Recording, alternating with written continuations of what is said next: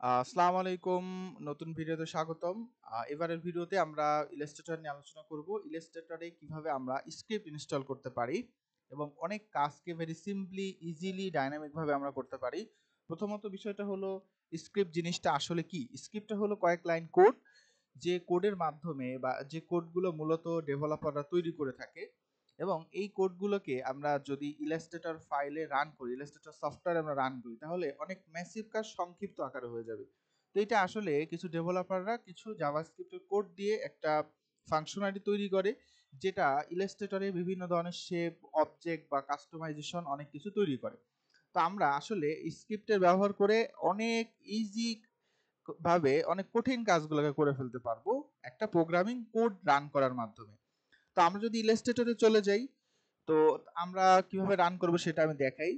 আর calendar প্রিমেকার আমি আজকে আলোচনা করার চেষ্টা করব, যদি আরো অনেক ইলাস্ট্রেটরের স্ক্রিপ্ট পাওয়া যায়। আমরা যদি অনলাইনে লিখে সার্চ করি ইলাস্ট্রেটর স্ক্রিপ্ট, তাহলে অনেক স্ক্রিপ্ট পাবো এবং এক একটা স্ক্রিপ্টের এক একটা কাজ। যেমন আমি ওপেন করে দেখাই কয়েকটা ফোল্ডার।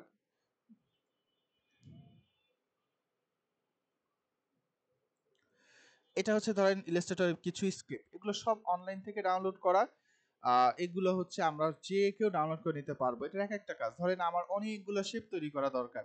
তো সেক্ষেত্রে আমরা ইলাস্ট্রেটরে যদি একটা একটা করে শেপ তৈরি করতে যাই, তাহলে অনেক শেপ আমাকে তৈরি করতে হচ্ছে। কিন্তু আমি যদি একটা স্ক্রিপ্ট রান করি, তাহলে একটা স্ক্রিপ্টের মাধ্যমে আমি চাইলে অনেকগুলো শেপ কাস্টমাইজ করে নিতে পারবো। আমার কালার র্যান্ডমাইজ করা দরকার, তো সেক্ষেত্রে আমি এক একটা করে সিলেক্ট করে কালার চেঞ্জ করতে গেলে ইলাস্ট্রেটর অনেক সময় দরকার হবে। কিন্তু আমি যদি একটা স্ক্রিপ্ট রান করি, যেটা আসলে একটা জাভা স্ক্রিপ্টের কোড, তো এই স্ক্রিপ্ট রান করার মাধ্যমে আমি সেই কাজটা ভেরি সিম্পলি করতে পারবো। তো এখানে অনেক আছে, যেমন নাম্বার সিকোয়েন্স, এটা আমার একটা সিকোয়েন্স দরকার 1 থেকে 100 বা অনেক যা দরকার হবে, আমি এখানে একটা সিকোয়েন্স ক্লিক করে জাস্ট 1 থেকে 100 অনেকগুলো অবজেক্ট বা টেক্সট আমি তৈরি করে নিতে পারতেছি, যেটা টাইপ টুল দিয়ে করতে গেলে আমাকে 100 বার করতে হইতো। তো এই জিনিসগুলো সহজে করার জন্যই মূলত এই স্ক্রিপ্টগুলো ব্যবহার করা হয়, যেটার এক্সটেনশন হলো JSX। তো আমরা এখন যেটা নিয়ে আলোচনা করতেছি সেটা হলো ক্যালেন্ডার প্রিমেকার। তো আমি যদি লিখে সার্চ করি,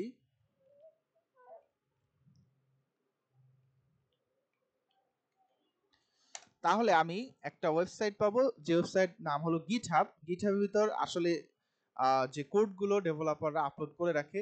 তো ক্যালেন্ডার প্রিমেকার এটাও একটা স্ক্রিপ্ট, যেটা দিয়ে আসলে মূলত আমরা ক্যালেন্ডার তৈরি করতে পারি। তো আমরা যখন কোনো ক্যালেন্ডার দেখি, সেখানে কিন্তু আমরা ডিজাইনের কাজটা আমরা হয়তোবা ভেরি সিম্পলি করে ফেলতে পারি, কিন্তু এর ভিতরে যে ডাটাগুলো আছে সেই ডাটাগুলো কিন্তু অ্যাকুরেট করাটা মুশকিল। কারণ আপনি এটা যদি নিজে করতে যান 1 2 3 কোন বার, কোন সাল, কোন মাস, এটা করা আপনার জন্য কঠিন হবে। তো এত জটিল একটা কাজ, পুরো 1 বছরের একটা ক্যালেন্ডার তৈরি করা খুব ডিফিকাল্ট। যদি সেখানে আমার প্রত্যেকটা জিনিস আমাকে নিজে করতে হয়, মানে ডেটগুলো আমাকে দিতে হয়, তাহলে এটা আমার জন্য খুবই ডিফিকাল্ট হবে। এবং প্রতিটা মাসেও যদি বলি এই ডেটাগুলো আপনাকে আনা খুব কঠিন হবে। কিন্তু সেক্ষেত্রে যদি আমরা জাভা স্ক্রিপ্টের এই জেএসএক্স ফাইলটা রান করি ইলাস্ট্রেটরে, তাহলে 1 সেকেন্ডের ভিতরে আমাকে কিন্তু এটা ও তৈরি করে দিবে। তো আমি এখানে গিটহাব থেকে ক্যালেন্ডার প্রিমেকার ইলাস্ট্রেটর স্ক্রিপ্টটা এখানে ডাউনলোড করে নিলাম। ক্লিক করলেই এই অপশনটা আসবে, এই যে হচ্ছে ক্যালেন্ডার প্রিমেকার ফাইল। আমি এখানে ক্লিক করি, দেখেন জেএসএক্স ফাইল। এটা এটা বিভিন্ন সাইটেও পাওয়া যেতে পারে, কিন্তু এই গিটহাবের যেটা, এটা হচ্ছে একদম অরিজিনাল, যেটা হচ্ছে মোস্টলি মানুষ এটা ব্যবহার করে। আচ্ছা, তো এখানে কোড, কি কোড আছে সেটা আমাদের না জানলেও চলবে, যেহেতু এটা ডেভেলপারের ব্যাপার। তো আমরা হচ্ছে জাস্ট ফাংশনটা রান করব। আমরা এখান থেকে ফাইলটাকে ডাউনলোড করে নেব। এখানে ডাউনলোড বাটন আছে, ক্লিক করলেই একটা ফাইল ডাউনলোড হয়ে যাবে, যেটা আসলে একটা জাভাস্ক্রিপ্ট ফাইল। এই যে একটা ফাইল দেখতে পাচ্ছি ডাউনলোড হয়েছে। তো এইটুকু কাজ আমাদের শেষ। এবার আমরা ইলাস্ট্রেটরে চলে আসলাম। ইলাস্ট্রেটরে ফাইল, ফাইল থেকে ক্লিক করব স্ক্রিপ্ট, স্ক্রিপ্ট থেকে আদার স্ক্রিপ্ট। এখানে 3টা স্ক্রিপ্ট অলরেডি ফোল্ডারে সেট করা আছে। তো আদার স্ক্রিপ্টে ক্লিক করে আমি হচ্ছে এখান থেকে আমাদের যে স্ক্রিপ্ট ফাইলটা ছিল, যেটা আমরা একটু আগে ডাউনলোড করলাম, সেই ফাইলটাকে সিলেক্ট করে দিয়ে ওপেনে ক্লিক করব। ডাইরেক্টলি জাভা এখন ইলাস্ট্রেটর কি করবে, এই এআই ফাইলটাকে রান করবে, মানে সরি, ইলাস্ট্রেটর এই স্ক্রিপ্টটাকে রান করবে, করে যা ওখানে ফাংশনে দেওয়া আছে সেইটা ও এখানে ক্রিয়েট করে দিবে একদম ডাইনামিকলি। এবং স্ক্রিপ্টের কাজই হলো এটা।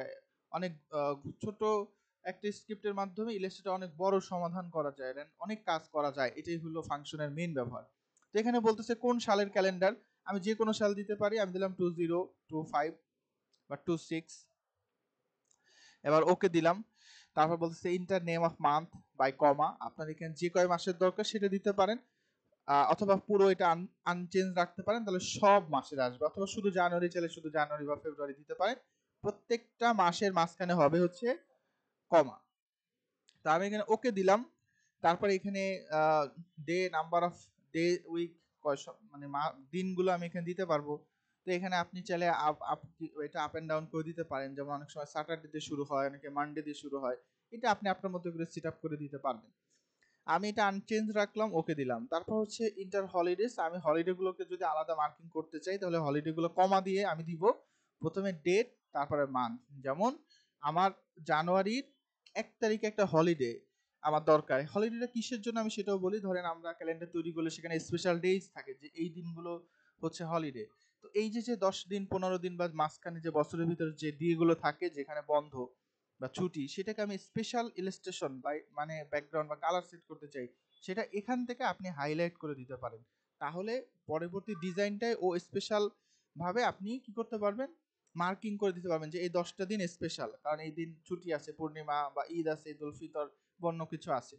তো এখানে ফরম্যাটটা দিতে হবে ডে, আমি দিলাম 12, তারপরে স্ল্যাশ দিয়ে দিলাম 1, তার মানে 12 তারিখ 1 মাস, জানুয়ারির 12 তারিখ, অথবা আমি এটাকে ফাঁকা রাখতে পারি। আমি এখানে ওকে দিলাম।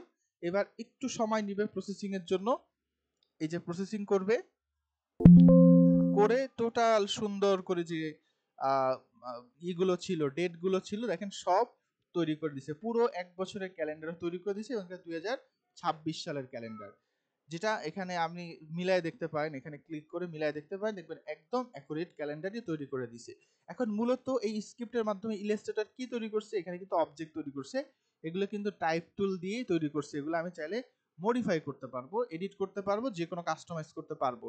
আর আমার যদি আমরা টেবিল সাইড ক্যালেন্ডার তৈরি করি, টেবিল সাইড ক্যালেন্ডার বলতে আমরা একটু ক্যালেন্ডার ডিজাইন লিখে সার্চ করি, আমরা ডিজাইন তো আসলে করতে পারবো, তারপরে এই ডাটাগুলো হচ্ছে আমাদের জন্য কঠিন হয়ে যায়, এই জন্যই স্ক্রিপ্ট। আমরা হচ্ছে ডিজাইনটা করলাম, এবার এই যে ডাটাগুলো, এই ডাটাগুলো আমরা সরাসরি স্ক্রিপ্ট থেকে জেনারেট করে তারপর এখানে বসিয়ে দিলাম, এবার একটু ফরম্যাট করে নিলাম। তো ডিজাইন হলো ইলাস্ট্রেশন দিয়ে আমরা করলাম, ইলাস্ট্রেটর দিয়ে করলাম সুন্দর করে, ডাটাগুলো যাতে এই ডাইনামিকলি নিতে পারি সেই জন্য হলো এই স্ক্রিপ্টটা। কারণ আমরা যদি এরকম ফুল 1 বছরে একটা ক্যালেন্ডার এভাবে তৈরি করতে যাই, তো সেক্ষেত্রে কিন্তু আমাদের জন্য খুব ডিফিকাল্ট হবে, এইটা করা ডিফিকাল্ট হবে। আবার আপনি চাইলে এই ডাটাগুলো পরিবর্তনও করতে পারেন, নিজের থেকেও করতে পারেন, নিজের থেকে এই যে 1 থেকে শুরু হবে, 2 থেকে শুরু হবে, এটা আপনি নিজেও করতে পারেন ম্যানুয়ালি। সেটার জন্য আমরা নাম্বার সিকোয়েন্স নামে আরেকটা স্ক্রিপ্ট আছে, সেটার ব্যবহারও করতে পারি, কিন্তু এইটা ইজিলি সহজে করা যায়। আপনি করার পরে চাইলে এগুলোকে সিলেক্ট করে একটা কন্ট্রোল জি প্রেস করে এটা গ্রুপ করে নিতে পারেন, দেন এটাকে আপনার ডিজাইনে অ্যাপ্লাই করলেন, মানে আপনার ডিজাইনটাকে আপনি আগে তৈরি করে তার ভিতরে এই ডাটাগুলো অ্যাপ্লাই করে দিলেন। তো এইটাই ছিল স্ক্রিপ্টের ব্যবহার। আমরা একটা স্ক্রিপ্ট নিয়ে আলোচনা করলাম, ক্যালেন্ডার প্রি মেকার। সামনে আরও ভিডিও নিয়ে আলোচনা হবে, বিভিন্ন স্ক্রিপ্ট নিয়ে আলোচনা হবে। ভালো থাকবেন, সুস্থ থাকবেন, আসসালামু আলাইকুম।